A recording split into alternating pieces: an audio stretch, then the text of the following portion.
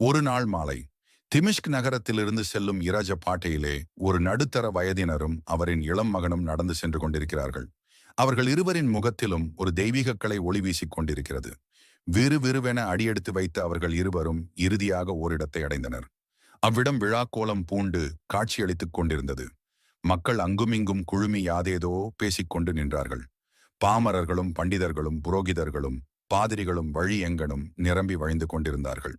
அப்பொழுது இவர்கள் இருவரும் அவர்கள் ஒருவரை அணுகி, ஐயா, இன்று இங்கு யாது விசேஷம் என்று வினவினர். அவர் இவர்கள் இருவரையும் ஏறிறங்க பார்த்துவிட்டு, தங்களை பார்த்தால் வேற்றூரார் போன்று தோன்றுகின்றது. இன்று எங்களுக்கு ஒரு பெருநாள்.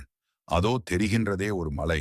அம்மலை மீது ஒரு முதியவர், அறிவுசால் பேரறிஞர் வாழ்ந்து வருகிறார். அவர் இயேசு பெருமானின் அடி தழுவி நடக்கும் நெறியாளர். அவரின் மாணவர் சிலருடன் பழகிய பெரும் பேறு வாய்க்கப் பெற்ற அறவாளர்.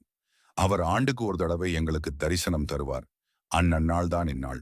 இந்நாள் எங்களுக்கு ஒரு பொன்னாள் என்று அவர் கூறி, வாய் மூடுவதற்கு முன் ஆங்கு திரண்டிருந்த மக்கட்கடல் அகோர ஒலி எழுப்பிக் கொண்டு அம்மலை நோக்கி அலைவீசி பாய்ந்தது.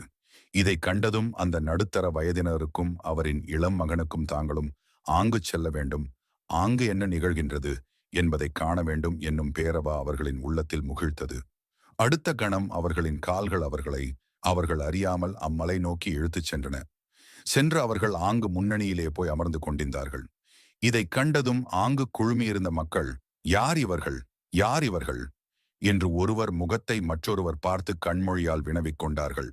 ஆனால் யார் இவர்கள் என்பதுதான் எவர்க்கும் தெரியாத புதிராக இருந்தது. சற்று நேரம் கழிந்தது. ஒரு பழுத்த கிழவர் கழியூன்றிய கையுடன் குகையிலிருந்து வெளியே மெதுமெதுவாக அடியெடுத்து வைத்து நடந்து வந்தார். அவரை கண்டதும் ஆங்கு குழுமியிருந்த மக்கள் அனைவரும் களிபேறு வகை கொண்டார்கள். ஆனால் அவரோ முன் அணியிலே யாரோ வேற்று இனத்தவர் இருவர் வீற்றிருப்பதைக் கண்டதும் தம் உடலிலும் உள்ளத்திலும் ஒரு வகை மின் ஆற்றல் ஊடுருவி பாயப்பெற்றது போன்று மலை புற்று அவர்கள் இருவரையும் வைத்த கண் வாங்காது பார்த்த வண்ணம் நின்று கொண்டிருந்தார். பின்னர் மெதுமெதுவாக முன்னே நடந்து வந்து தமக்குரிய இடத்தில் அமர்ந்தார்.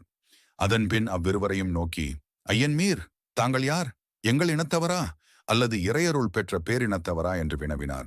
இறையருள் பெற்ற பேரினத்தவர் என்ற பதில் ஆங்கு வீற்றிருந்த நடுத்தர வயதினரின் வாயிலிருந்து கணீரென வெளிவந்தது. நல்லது, அப்பேரினத்தில் பாமரர்களில் ஒருவரா, அறிஞர்களில் ஒருவரா?